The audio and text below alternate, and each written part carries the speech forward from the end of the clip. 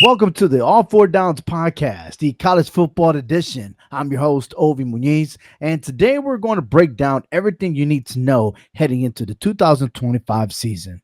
From the new playoff format to the Neil shakeup, a massive coaching carousel, and of course, the top 25 preseason rankings that I created.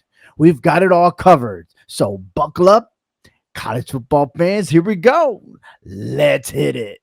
The college football playoff format has shifted once again. Gone are the days where the top selected teams had to be conference champions. Now, the College Football Committee will rank the top 4 teams, and those will earn automatic bye weeks. However, the top 5 conference champions will still receive automatic playoff bids.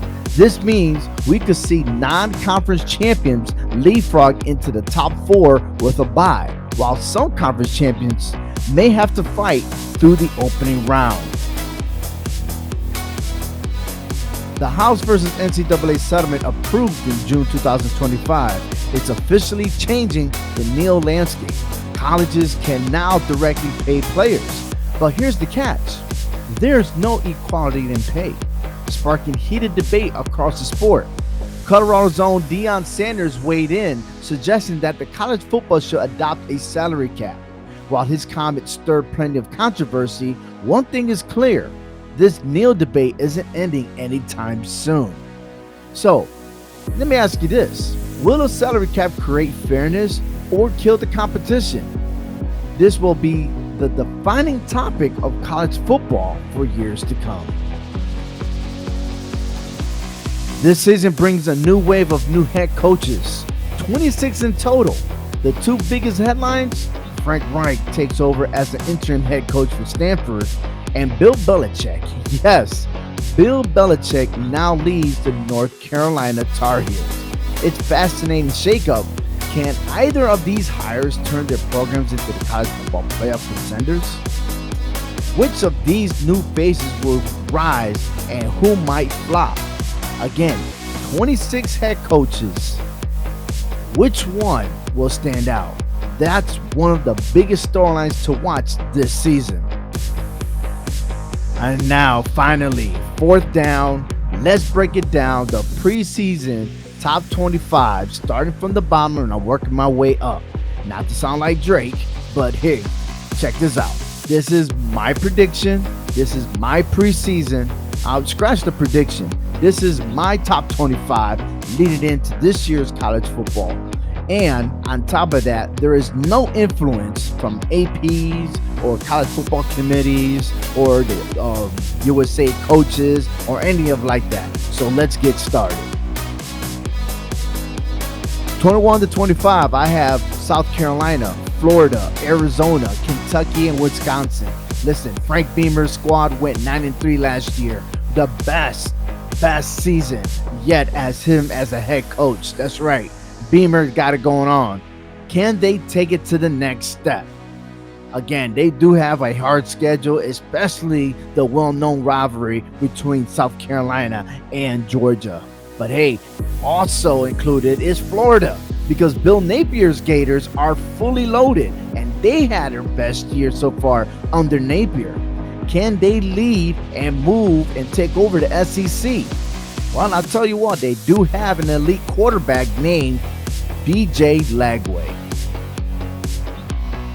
16 to 20, I do have Washington, Tennessee, Clemson, USC, and Auburn. Tennessee, the Vols, are eager to return back to the playoff contentions. Dabo's Tigers need a big bounce back. And Auburn making big moves in the transfer portal. Can Auburn be competitive in the SEC?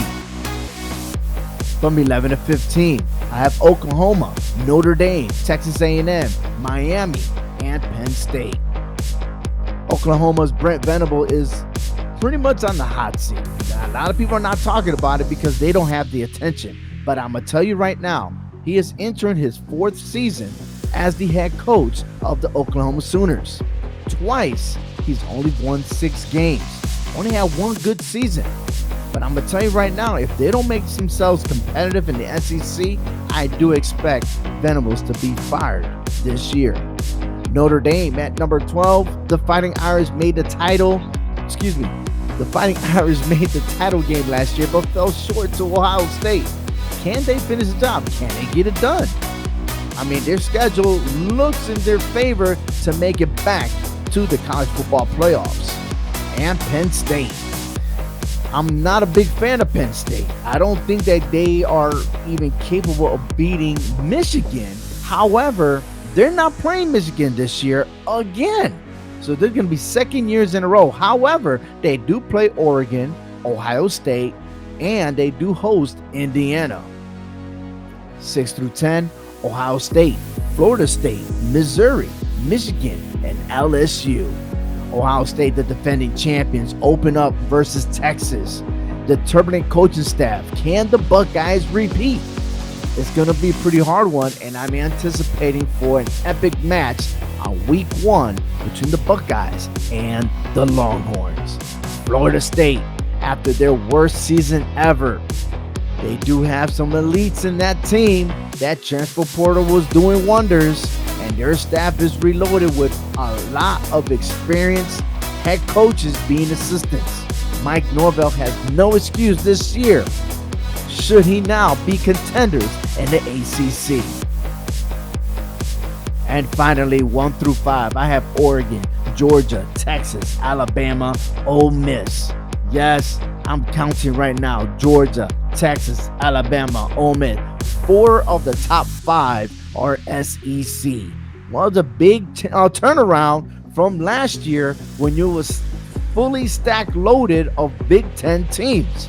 I'm going to tell you right now, and again, because of the recruitment, the transfer portal, and the head coaches and staff that are among all this, I do feel that this is a fair top 5. And you could debate it all you want, but hey, number 1 Oregon, Dan Lanning's Ducks are the picture of consistency.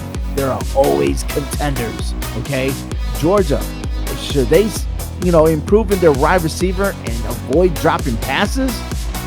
They're going to be contenders. Texas, I'm going to tell you what, if they win their first game against Ohio State, expect Texas to be number 1. But Arch Manning is the key to the Longhorns' playoff hopes. Alabama, Kalen DeBoer, second year, and using it in his career in his second season with any team, they find a way to improve and be elite. Roll Tide and Ole Miss. The Rebels have quietly built a dangerous roster. Yeah, there's some turbulence, but they got a new staff. They got a new quarterback that's going to start. And I'm going to tell you right now, you better watch out for Ole Miss. For real, for real. This top 5 is explosive, but again, should Oregon really be number 1, or will Texas or Georgia reclaim the crown? There's going to be so much going on here, and my top 25 could have a lot of turbulence, but again, all of it could be debatable. We will wait until a couple of more weeks to see what the preseason holds with the AP poll and the coaches. And don't forget that the first Tuesday of November will be the college football playoff rankings. You want to stay tuned to that, okay? And in my closing, yes, it's an All Four Downs podcast, the college football edition. From the playoff shakeup to the nil debate and the jam-packed preseason top 25, the road to the college football playoff starts now. Everyone's getting ready. Camps are open. Who will make it to the promised land? If you enjoyed this episode, make sure to follow us wherever you get your podcast. Leave us a review and join the conversation on social media. Hashtag All Four Downs on Twitter, on Blue Sky, Facebook, and of course, yours truly here on the YouTube channel. We'll be back next week to deep dive into the early season matchups and the biggest storylines to watch. Until then, enjoy the game, stay loud, and remember, it's all about 4 downs, baby. Yeah, gotta love it.